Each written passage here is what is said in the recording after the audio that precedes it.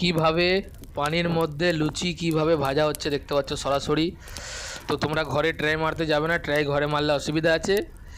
একদম সরাসরি লাইভ দেখো কিভাবে পানির মধ্যে লুচি ভাজা হচ্ছে। তোমরা এরকম ভিডিও কোনোদিন দেখোনি।